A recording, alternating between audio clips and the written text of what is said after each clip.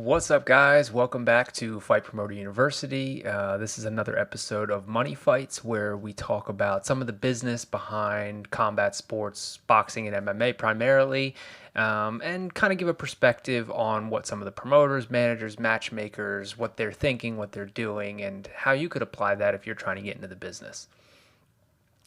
So, I want to talk about promoters playing favorites. It's real, and it's there in every level of the industry, both from the clubs all the way up to pay-per-views and large fights. And it's also not a bad thing. We live in a capitalist society, and there's certain fighters that are going to earn promoters more money. So of course they call it the A side. But the A side doesn't just mean they're the favorite, a betting favorite. It means that there's the marketing and PR muscle behind it. You hear MMA fighters in particular complain about it all the time, that the UFC PR and marketing machine will give certain fighters who they deem not as worthy, they'll give them a little bit more shine, or maybe fast track them a little bit. But guys, that's the reality of the world. Of course, first of all, promoters and managers and matchmakers, they're fans just like all of us. Yeah, they're going to pick their favorite just because of some of it's selfish reasons, but some of it really is for the fans. One of the reasons McGregor rose to the top so quickly is, first of all, he was winning. You can't take that away from him, but he was winning in exciting fashion, and he was amazing. He was magic when you put a camera or a mic on him. Nothing. Very few fighters know how to drum up that kind of excitement and interest. So there's a lot of guys out there that are really, really, really talented, but it takes them a lot long. All right, so Khabib, perfect example. Khabib's the best fighter in the world, hands down.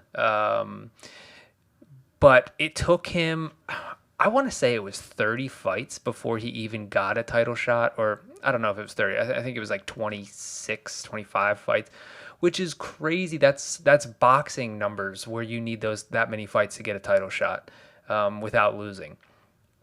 And the reason for that is, well, for one, he had a lot of amateur fights before he got called up.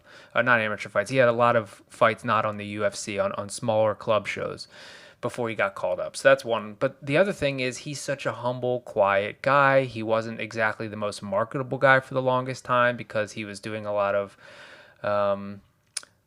humping, just wrestling on the ground and pound, which, I'm not talking anything against it. I love that style. I'm a former college wrestler myself, so I can appreciate it.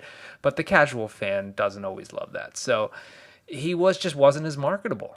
And believe it or not, this is the entertainment business, and it goes a long way. So just remember that when you are wondering why certain fighters get preferential treatment, or why some guys who you think, a guy or girl who you think is more deserving, gets overlooked. There's a lot more that goes into it than just the talent or your ability to win fights. And maybe that's a harsh, cruel reality, but it's the truth. A promoter can make more money. All right, so now let's relate it to boxing. Arturo Gatti, my all-time favorite fighter, right up there with Manny Pacquiao. Arturo Gatti was not necessarily the most talented guy. He won some world titles, but there was guys a lot better than him. But he got a lot of shots at world titles. He got to face big money fighters like Floyd Mayweather and Oscar De La Hoya. And the reason for that was he was extremely exciting in the ring, which the entertainment value, as well as he was a straight shooter in interviews, and he kind of had a wild party. He had kind of had a wild party background to him, which was also sellable in its own right. So.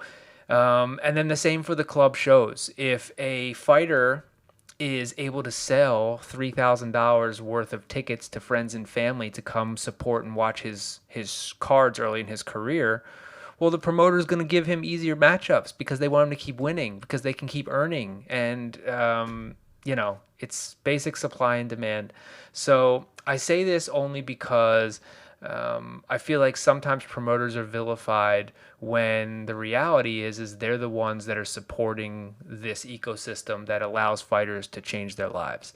And of course, they have to make decisions based on monetary value, not necessarily who they like personally or who is technically the best fighter. Usually the cream rises to the top. The best fighters are going to end up winning. Again, look at Khabib. But that's the longer road. And if a promoter can allow that fighter to develop while boosting up the guy or girl that is bringing a lot of attention and pay-per-view buys or ticket sales to your events, that's just what's going to happen. So I want you to keep this in mind if you're going to get into the industry. Don't make decisions with your heart, make them with your head. And then that's not to say be cold. I just mean that there is a fiscal reality to this that I think shouldn't be glossed over as evil. I think it's just the nature of the world, and it actually allows for competition and growth of the sport and earning power for the fighters. And so anyway, yeah, I hope that was helpful, that perspective. So next time you see something in the news about, who you think deserves a title shot or who you think deserves what, keep this in mind and just try and put yourself in the other person's shoes and understand that popular fighters getting preferential treatment is actually, in the long run, better for the fighters you care about and the sport in general. If you'd like to learn more, go to fightpromoteruniversity.com and stay tuned for the next episode. Thanks.